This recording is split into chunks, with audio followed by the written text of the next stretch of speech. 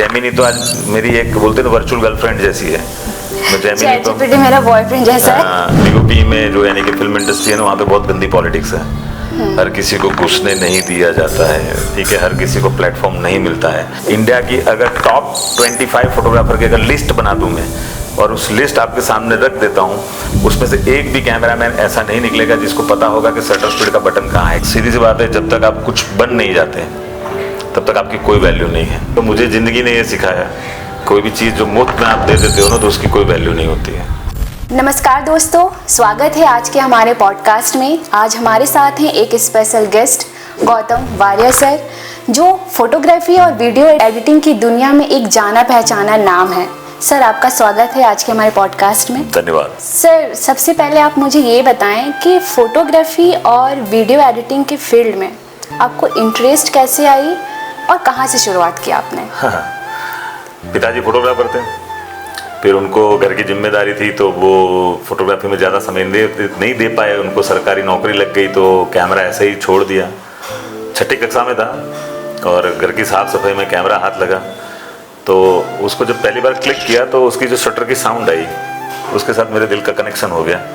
और इसीलिए मेरा स्लोगन बन गया है, DSLR का जो फुल फॉर्म है उसको हम बोलते हैं दिल से लगा के रखो। तो बस वही शटर की साउंड आज भी मेरे दिल के साथ कनेक्ट करती है। हर हार्ट बीट में जो मेरी हार्ट बीट है उसमें भी शटर का एक साउंड मिक्स हो जाता है, तो शटर के साउंड के साथ मेरा दिल का कनेक्शन है। तो बस कैमरे से मोहब्बत हो गई और डार्क रूम से शुरुआत की हमने और आज मिररलेस। बस यानी कि फोटोग्राफी है, सिनेमेटोग्राफी है, वीडियो एडिटिंग है, एल्बम, यानी इस फील्ड में ऐसा कोई काम नहीं है जो मैं खुद से नहीं करता हूँ। मुझे सब कुछ काम आता भी है और मैं सिखाता भी हूँ और मुझे अच्छा लगता है। आपने सीखा कहाँ से? खुद से सीखा या आपको किसी ने ट्रेन किया, क्लासेस लिए? अनुभव, यानी क्या होता है कि जैसे कि मुझे रोज नया कुछ करने की तमन्ना थी। तब उस ज़माने में कौन सा वर्कशॉप, उस ज़माने में कौन से क्लासेस, कुछ नहीं हुआ करता था। और एक दो जगह जहाँ पे पूछा, पहले तो मैं 10वीं फेल हूँ, मैं ज़्यादा पढ़ा लिखा नहीं हूँ, क्योंकि कैमरे से जो मोहब्बत हो गई थी तो किताबों से लगाव नहीं रहा। हर समय कैमरा कैमरा कैमरा करता रहता था। तो मैं एक सरकारी था जहाँ पे फीस कम थी, वहाँ पूछने गया तो वहाँ पे मुझे बोला कि आप तो 10वीं फेल हो, आपको यहाँ पे एडमिशन नहीं मिलेगा, एटलीस्ट 12वीं पास होना चाहिए। उसके बाद एक प्राइवेट में पूछने गया, वहाँ पे उनका मुंह इतना बड़ा खोल दिया कि मैंने बोला यार इतना तो मैं पूरी ज़िंदगी में शायद नहीं कमा पाऊँगा। यानी उस टाइम मुझे पता नहीं था कि इतना मैं कमा पाऊँगा या नहीं। तो मैं बोला यार ये भी अपने काम का नहीं है। तो मैं कभी इस कैमरामैन को असिस्ट करता था, कभी उस कैमरामैन को असिस्ट करता था, कभी लाइटें उठाता था, कभी ये करता था, यानी टेम्पो में बैठ के जाता था, ट्रक में बैठ के जाता था, पता नहीं कभी तो चल के भी जाना पड़ता था। ठंड में सिकुड़ के एक किस्सा मुझे याद है, जो पहले LED बॉल की जगह प्रोजेक्टर लगते थे, तो एक बार इतनी ठंड लगी थी कि मैंने प्रोजेक्टर का स्क्रीन निकाल के ओढ़ के सोया हूँ। छोटे से गाँव में शादी थी कि मुझे ओढ़ने के लिए वहाँ कुछ नहीं मिला, तो ओढ़ के सोया हूँ, बिछाने के लिए तो कुछ था ही नहीं। एक बार तो उसमें ही रैप हो गया था पूरा, जैसे बैग बनाते हैं ना टैंक में, उस तरह घुस गया था उसके अंदर ही। ऐसे ऐसे हालात भी देखे हैं, लेकिन यही अनुभव आपको सिखाता है। और एक हमेशा मैं ऑडियंस को बताना चाहूँगा कि आपको हर वक्त अगर कुछ नया करने की चाह है तो उसके लिए भागना पड़ेगा। काफ़ी सारे लोग बोलते हैं सर हमारे एरिया में वो चलता है, हमारे एरिया में चलता है। मैं भी वही एरिया से हूँ जहाँ से आप हो।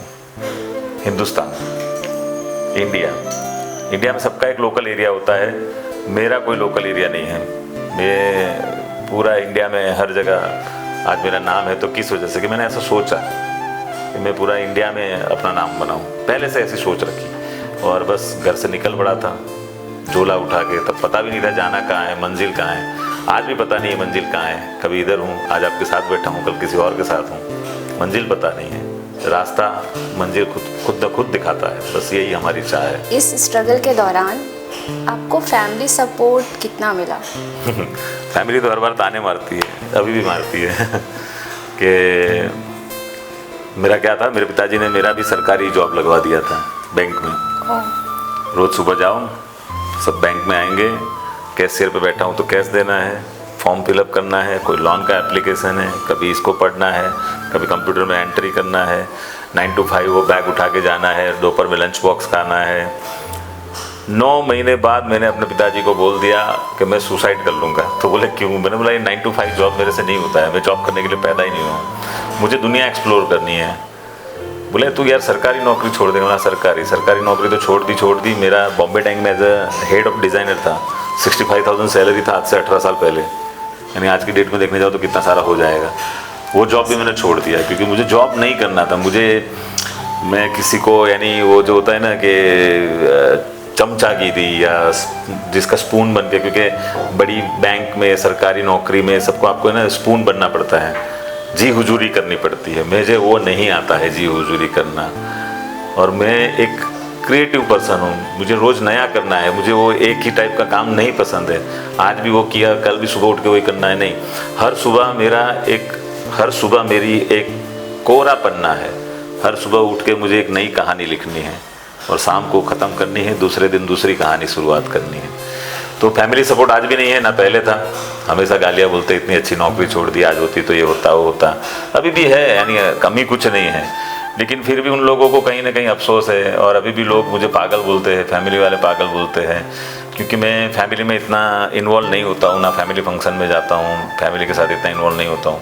क्योंकि मैं जहाँ भी फैमिली इन्वॉल्व होती है ना, तो वहाँ पे वही घिसी पिटी बातें, तेरी बुआ ने ये कर दिया, तेरे फूफड़ ने ये कर दिया, तेरा चाचा तो ये कर रहा है, तेरे मामा का लड़का ये कर रहा है। दुनिया क्या कर रही है उससे मुझे कोई फ़र्क नहीं पड़ता। मैं क्या करता हूँ, मैं अपनी मस्ती में मस्त रहना चाहता हूँ। प्रोफेशनल कैमरा और मोबाइल, अभी ट्रेंड चला है मोबाइल फ़ोटोग्राफी और प्रोफेशनल कैमरा फ़ोटोग्राफी। ये बिगिनर्स के लिए, उनके लिए बेस्ट क्या है? उनको कैमरा नहीं, बहुत सारे लोग क्या होता है कि कैमरा ख़रीद लेते हैं, उनको यूज़ करने नहीं आता है और बोलते नहीं आई एम फोटोग्राफ़र। उनके लिए आप क्या कहना चाहेंगे? उनको कैसे स्टार्ट करना चाहिए? देखो, सीधी बात है, जहाँ पे आपको पैसा मिल रहा है, यानी आप तो लड़की हो, मेरे सामने बैठी हो, इसलिए मैं ज़्यादा नहीं बोल सकता। बाकी इसके ऊपर मेरे एक डायलॉग्स है, आपको अगर शायद मैं इधर बोल भी दूँ तो आपको पी डालना पड़ेगा, इसलिए मैं नहीं बोलूँगा। क्योंकि आप एक महिला होकर मेरे सामने बैठे हो, तो महिलाओं की इज्जत करता हूँ मैं। तो मैं आपको बता दूँ कि सीधी बात है, आपको जहाँ से पैसा कमाना है, जैसे एक वीडियो एडिटर है, वो मोबाइल पर कितना एडिट कर सकेगा, उसकी एक लिमिटेशन होती है। मोबाइल में भी एडिटिंग की एप्लीकेशन है, फोटो एडिटिंग की एप्लीकेशन है। तो ऐसे ही मोबाइल के कैमरे में एक लिमिटेशन है, चाहे वो 100 मेगापिक्सल का बन जाए या 2000 मेगापिक्सल का बन जाए, उसकी एक लिमिटेशन थी और हमेशा के लिए रहेगी। प्रो एंड कैमरा जितने भी है, चाहे वो छोटा सा यानी कि लाख रुपए का हो या 10 लाख रुपए का हो, कैमरा स्पेशली बनाया गया है कैमरा के लिए, यानी कि शूट करने के लिए। कैमरा स्पेशली शूट करने के लिए बनाया गया है, मोबाइल बात करने के लिए बनाया गया है। लेकिन आज की डेट में जो ऑपरेटिंग सिस्टम के हिसाब से उसमें कैमरा डाला है, वो किस लिए डाला था पता है आपको? क्या आपने मॉल में गाड़ी पार्क की है तो आप भूल ना जाओ, आप किसी की गाड़ी उधार ले रहे हो तो उसका फोटो खींच लो कि कहाँ स्क्रैच था, ये था। आपने कहीं पे गए, अच्छे कपड़े पहने, अच्छा लोकेशन है, तुरंत एक सेल्फी डाल दी। या आप एक अच्छे क्रिएटिव हो तो कंपोजर के साथ वहाँ पे आपके पास में कैमरा नहीं है तो आपने फोटो, यानी कि आपको फोटोग्राफी का नॉलेज है। जैसे मेरे साथ भी होता है, मैं कहीं गया हूँ, मुझे अच्छा लगा है, लोकेशन अच्छा लगा, मुझे उसका शूट करना है कंपोजर से, अब मैं कैमरा ढूंढने कहाँ जाऊँ? मैंने मोबाइल से अच्छा सा डैप वैप बनाया और फोटो शूट किया और लगा दिया मैंने इंस्टाग्राम पे, कहानी ख़त्म। तो इमीडिएट इंस्टेंट के लिए है, लेकिन आपको प्रो लेवल पे जाना है तो कैमरा, यानी सीधी सी बात है, आपको कैमरा ही चाहिए, मोबाइल नहीं काम कर सकता है। बहुत सारे AI टूल्स आ गए हैं, फ़ोटो एडिटिंग के, वीडियो एडिटिंग के, जो वीडियो भी जनरेट कर दे रहे हैं। और जो ट्रेंड चल रहा है, अभी कुछ दिन पहले चल रहा था घिबली, जिससे कार्टून इमेजेस बनते अभी थे। तो लड़कियां फूल लगा रही हैं। हाँ, अभी जेमिनाई आया बनाने AI, तो उससे क्या है कि एक सेल्फी डालना है और आप जैसे दिखते हो एग्जैक्ट वैसा आ गया। तो फोटोग्राफी इंडस्ट्री में क्या इम्पैक्ट पड़ेगा, क्या फ्यूचर है? देखो, AI, पहले तो AI का मतलब क्या है? आर्टिफिशियल इंटेलिजेंट, और वो एक असिस्टेंट है, वो हमारा एक असिस्टेंट है। आज मान लो मैं एल्बम डिज़ाइनर हूँ, तो मैं उसकी मदद से बहुत सारी चीज़ें, मेरा जो ब्राइड और ग्रूम है उनकी फ़ोटो को इम्प्रूव करने के लिए AI की मदद ले सकता हूँ। आज फोटोशॉप में डायरेक्ट AI कनेक्टेड है। जैसे कि ब्राइड ने मांग टिक्का पहनना भूल गई है फ़ोटोशूट करवाते टाइम, और उसको मेरा फ़ोटोशूट हो चुका है, लड़की डिमांड करती है कि मुझे मांग टिक्का चाहिए, मुझे खाली वो एरिया सिलेक्ट करके एक प्रॉम्प्ट लिखनी है और मांग टिक्का आ जाएगा। अब वो जहाँ खड़ी थी वहाँ पे कोई पेड़ नहीं था, कोई फ्लावर्स नहीं था, मैं ऐड कर सकता हूँ, प्रॉम्प्ट लिखनी है, नदी डालनी है नदी डाल देता हूँ, पहाड़ डालना है पहाड़ डाल देता हूँ, हाथी घोड़ा कुत्ता बिल्ली क्या डालना है डाल सकता हूँ। उससे ही ब्राइड की फ़ोटो इम्प्रूव हो जाती है। आज जो रीटचिंग करने के लिए पहले मेहनत लगती थी, आज एक क्लिक में हो जाता है रीटचिंग, ठीक है। तो ये सारी चीज़ें आपको हेल्प, लेकिन जो लोग नहीं सीखे हैं उनको ऐसा लगता है कि भविष्य में AI हावी होने वाला है। अभी तो शुरुआत है, वो बेटा वर्जन में है।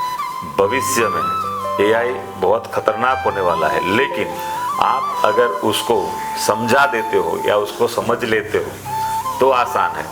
जैसे कि डीवी कैम और रील वाले कैमरे से जब मेमोरी कार्ड के कैमरे की शुरुआत हुई थी, तब ये इंडस्ट्री में सेम यही हालत थी कि यार मेमोरी कार्ड फॉर्मेट हो जाएगा तो, डाटा लॉस हो जाएगा तो।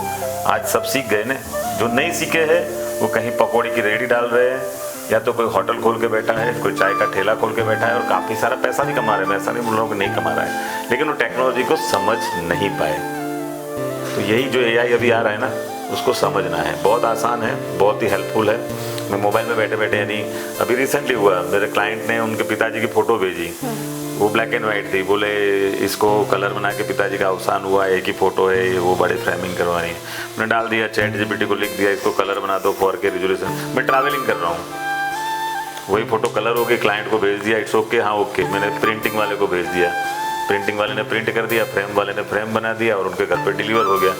यानी मैं कंप्यूटर चलाने जाता तो वही चीज़ को मुझे 2 घंटे 3 घंटे लग जाते और मुझे पैसा उतना ही मिलने वाला था, जबकि मेरी कम मेहनत में मुझे उतना पैसा मिल गया। तो आपको समझना है, आज एआई के जरिए आप बहुत कुछ कर सकते हो। सिर्फ एआई फ़ोटो बनाने के लिए लिमिटेशन नहीं है।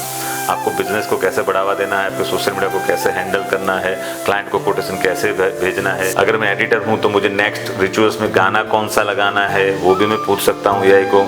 Chat GPT is very helpful, quotation and everything for improve your business, improve your social media. तो ऐसी बहुत सारी बातें हैं और इसकी हम ट्रेनिंग भी देते हैं। कभी मौका मिले तो हमारे एकेडमी का जो भी है आप डाल देना डिटेल्स।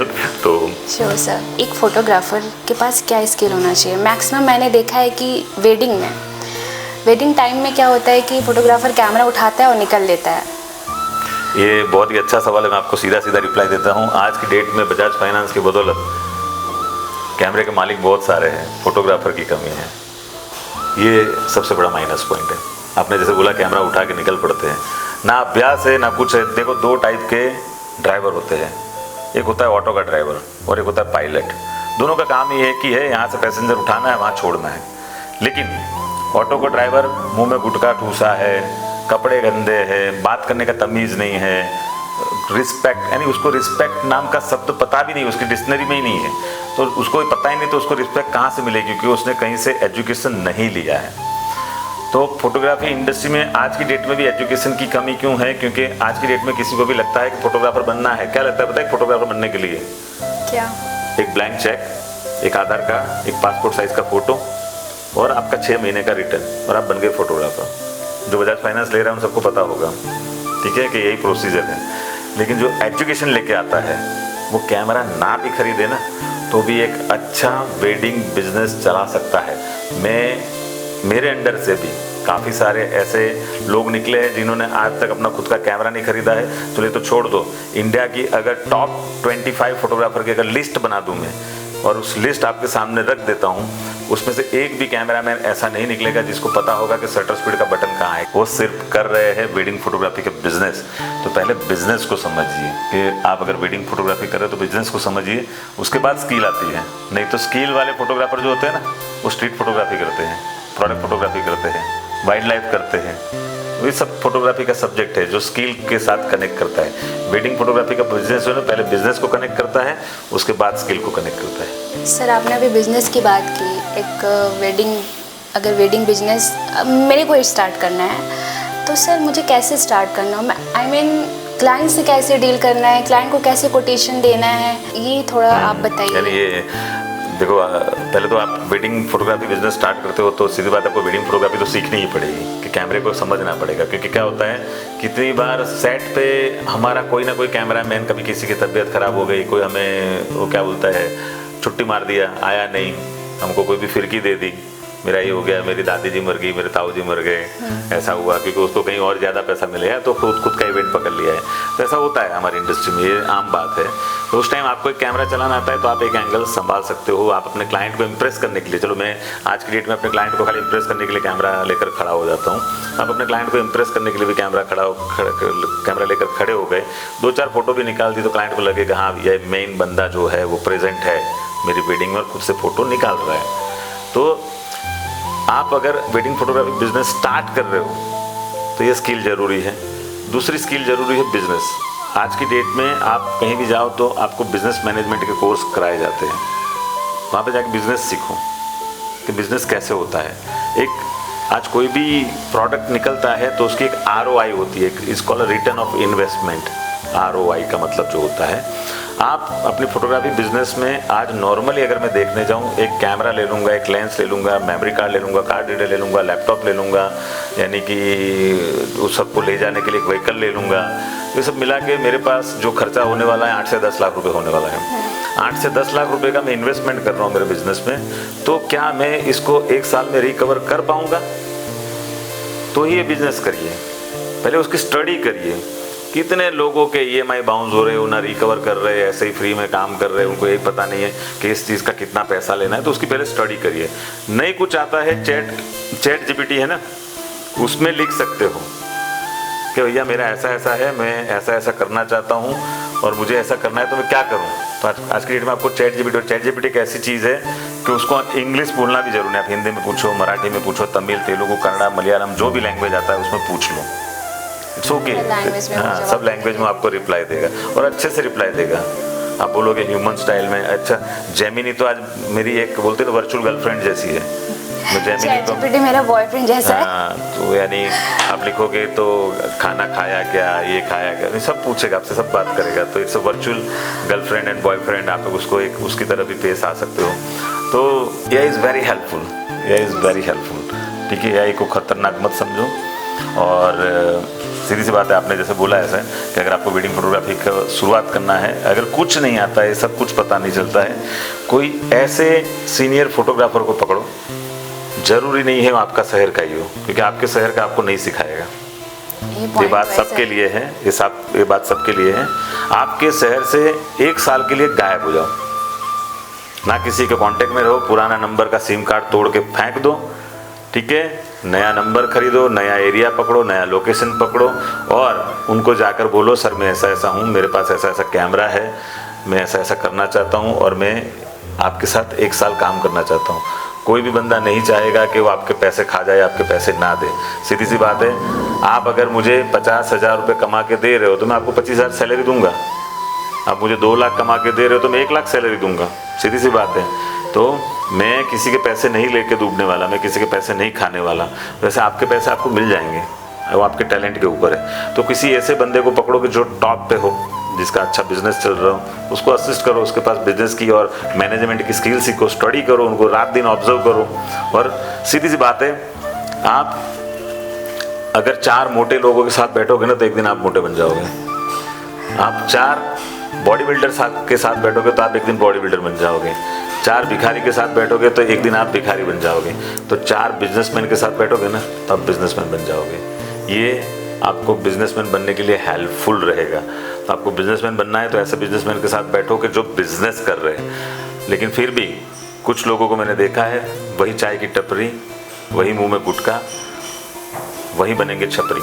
एडिटिंग आज के ट्रेंड में जितनी ज़रूरी हो गई है जितनी शूटिंग, तो एक एडिटर को किस कॉन्सेप्ट पे काम करना चाहिए? और जब क्लाइंट डेटा देता है जब भी किसी एडिटर को, तो मैक्सिमम मैंने देखा है अमित प्रोडक्शन में कि कोई क्लाइंट आता है, डेटा देता है, कलर नहीं रहता है, ना डेप्थ होता है, मतलब वाइट बैलेंस के ठिकाने नहीं, हाँ, काला लेकर आ गया, फोकस नहीं है, फ्रेमिंग भी गंदा है। मैं आपको एक बात बताऊं, एक एडिटर है ना, एक मूर्तिकार की तरह होता है, चाहे वो फोटो का एडिटर हो, चाहे वो वीडियो का एडिटर हो। अयोध्या में राम भगवान की जब मूर्ति बननी थी तो वो जो मूर्तिकार था, जो कर्नाटका से था, उनको बोला गया कि मूर्ति आपको बनानी है, बहुत बड़ा मूर्तिकार है, उसको काफ़ी सारे पुरस्कार मिल चुके हैं। तो उनसे जब बात हुई, उनको इतनी बड़ी मूर्ति बनानी थी, तो उन्होंने एक पत्थर सिलेक्ट किया और पत्थर लाने के लिए भी बहुत खर्चा हुआ और पत्थर सिलेक्ट किया।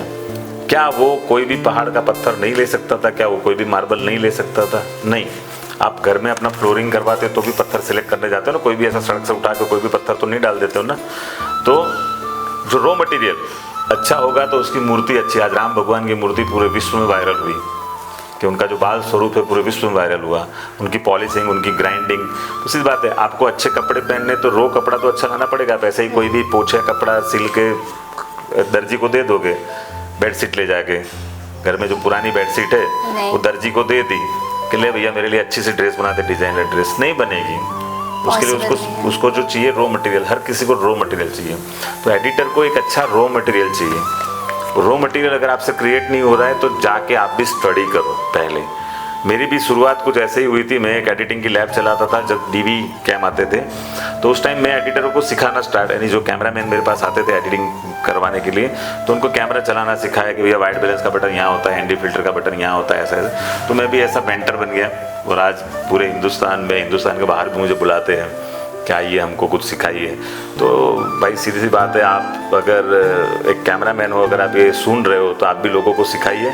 ज्ञान की गंगा ऐसी है जितना बांटने से बढ़ती है। तो सीधी सी बात है, इसका मैं कोई सॉल्यूशन तो नहीं ला सकता कि भैया इनका वाइट बैलेंस जाके ठीक करूं। अब एडिटर के साथ मेरे पास भी आता है, अभी भी ऐसा काम आता है, इतना गंदा काम आता है।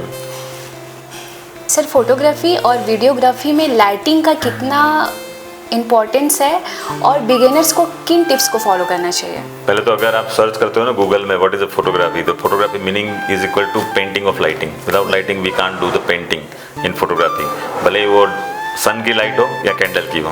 विदाउट लाइटिंग यानी कि 576 मेगापिक्सल की आँख, 576 मेगापिक्सल की आँख जब कुछ नहीं देख पाती है, वहाँ पे आपका 26 मेगापिक्सल का कैमरा कैसे देख पाएगा? तो दोस्तों, एक छोटा सा बल्ब या छोटी सी लाइट, लेकिन एक वेडिंग जब होती है तो वेडिंग में हर चीज़ डिटेलिंग में दिखानी होती है। देखो, creative photography is a different photography, but wedding photography में जब डिटेलिंग, यानी कि ब्राइड ने महंगा लहंगा पहन रखा है, उसने अच्छी ज्वेलरी, अच्छा मेकअप करवा रखा है, दूल्हे ने बहुत जेड ब्लू से शेरवानी सिलवा रखी है 25-30 हज़ार की या लाख रुपए की, अगर सब्यासाची से तो कीमत भी पता नहीं है मुझे, तो ठीक है। तो दूल्हे ने महंगी शेरवानी पहन रखी है, तो सीधी सी बात है भाइयों, लाइटिंग हाई एंड होनी चाहिए। कैमरा अगर आपके पास महंगा नहीं होगा तो चलेगा, लाइटिंग और लेंस में आप इन्वेस्टमेंट करिए और लाइटिंग का प्रोसेस सीखिए। कहीं से भी कोई भी एंगल से लाइट, यानी कि आप अगर लाइटिंग लो एंगल से डालते हो तो सामने वाला को हॉरर दिखेगा। अगर कोई ब्राइड ऐसी है और आपने अलग तरह से लाइटिंग की है तो वो भी गंदा दिखेगा। तो प्रॉपर लाइटिंग का 45 एंगल और दो तरफ से 45 एंगल, टॉप एंगल है तो उसको की लाइट। तो लाइटिंग के लिए बहुत सारे इंस्टीट्यूट, बहुत सारे वर्कशॉप चलते रहते हैं, क्लास कोर्स चलते रहते हैं, जाके ज्वाइन करिए, लाइटिंग के बारे में सीखिए, हाई सिंक लाइटें कैसे यूज़ होती है उसके बारे में सीखिए। अगर मुझे बैकग्राउंड में लाइट लगानी है तो कैसे लगानी है, बैकग्राउंड को इम्प्रेसिव बनाना है, डेप्थ क्रिएट करनी है तो कैसे क्रिएट करनी है, वो सब सीखना पड़ेगा। वो उसके लिए तो अभ्यास ज़रूरी है, यानी इतने छोटे से वीडियो में तो मैं नहीं बता सकता हूँ कि आप लोगों को कैसे, लेकिन उसकी स्टडी करिए। विदाउट लाइटिंग, यानी कि आप एक कैमरा लेकर निकले पड़े तो वो फोटो आएगी लेकिन फ्लैट आएगी, लेकिन लाइटिंग के हिसाब से वही फोटो आपकी सिनेमेटिक बन जाएगी। उसमें कोई एडिटिंग की ज़रूरत नहीं पड़ेगी, ना कोई एआई की ज़रूरत पड़ेगी। आपने जो भी एक्सपीरियंस किया है, कोई अनफॉरगेटेबल प्रोजेक्ट्स या फिर कोई ऐसा मोमेंट जिसके दौरान आपको इंस्पिरेशन मिली हो, कुछ सीखा हो, कोई ऐसा जो आप हमारे ऑडियंस को बताएं ताकि वो भी आपसे इंस्पिरेशन ले सके? हालांकि अभी तो ऐसा है कि ज़िंदगी हर रोज़ कुछ नया सिखाती है, लेकिन एक टाइम था जब मैं, यानी कि मैं ऐसा चाहता था कि मैं दुनिया को कुछ अलग दूं, क्योंकि मैं गया था मुंबई डीओपी बनने के लिए, और डीओपी में जो, यानी कि फिल्म इंडस्ट्री है ना, वहाँ पे बहुत गंदी पॉलिटिक्स है। हर किसी को घुसने नहीं दिया जाता है, ठीक है, हर किसी को प्लेटफॉर्म नहीं मिलता है। मैं ट्राइपॉड उठाता था, मैं असिस्ट करता था, मैं लाइटें उठाता था, मैं कॉस्ट्यूम असिस्ट करता था, ऐसी बहुत सारी चीज़ें करता था। तो वहाँ से मुझे ये सीखने मिला कि भैया सीधी सी बात है, जब तक आप कुछ बन नहीं जाते तब तक आपकी कोई वैल्यू नहीं है। तो मैंने फिर खुद पे काम करना स्टार्ट किया कि मैं खुद को आगे कैसे बढ़ाऊं, और मैंने बोला मैं एक ऐसी प्रोडक्ट लेकर रहा हूं कि जो यूनिक हो। और ये कामयाबी मिली मुझे, लेकिन कामयाबी के लिए बहुत स्ट्रगल, 3 साल लगातार उठते बैठते जागते सोते खाते हर जगह एक ही बात सोचता रहता था, और उसका नाम जो आज की डेट में आप सुन रहे हो, प्री वेडिंग। तो प्री वेडिंग भारत को देने वाला मैं, मुझे बहुत मजदूरी हुई, लेकिन अभी काफ़ी सारे लोगों ने उसको प्री वेडिंग की जगह फ्री वेडिंग बना दिया है, जो शौकियाना तौर पे किए जाने वाली चीज़ है। भाइयों, बहुत ही महंगा शौक़ है, हो सके उतने पैसे कमा सकते हो, लेकिन लोगों को पैसा नहीं कमाना है, ठीक है। तो मुझे ज़िंदगी ने ये सिखाया कि किसी भी चीज़ को आप फ्री में भी मत दो। कोई भी चीज़ जो मुफ्त में आप दे देते हो ना, तो उसकी कोई वैल्यू नहीं होती है।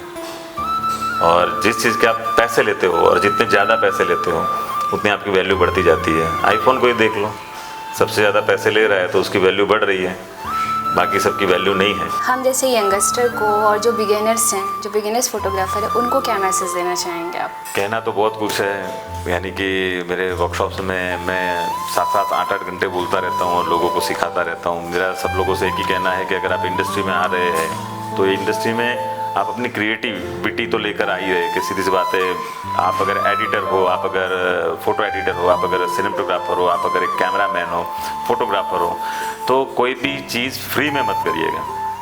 क्योंकि मेरे ज़िंदगी का अनुभव है कि मैंने जहाँ जहाँ पे फ्री दिया है ना, वहाँ पे फ्री में देने के बाद भी सबसे ज़्यादा गालियाँ वहाँ से सुननी पड़ी है मुझे। जबकि जहाँ से जब सबसे ज़्यादा पैसा लिया था, जहाँ से मैंने सबसे ज़्यादा पैसा लिया था, वहाँ से एक भी एक्सक्यूज़ नहीं आया है आपके। क्वालिटी वर्क निकला है वहाँ पे। जितना सस्ता करोगे उतने एक्सक्यूज़ ज़्यादा आएंगे, जितना महंगा करोगे उतने एक्सक्यूज़ कम आएंगे। अपने आप पर इतना खर्च करें कि लोग आपको गूगल में सर्च करें। पहले अपने आप पे इन्वेस्ट करना स्टार्ट करो, तो अपना इतना स्ट्रॉन्ग पोर्टफोलियो बनाओ कि सामने वाला भी आपकी कीमत पूछने से डरे, और उसके दिमाग में एक ऐसा सोच डाल दो कि भैया ये तो सबसे महंगा है।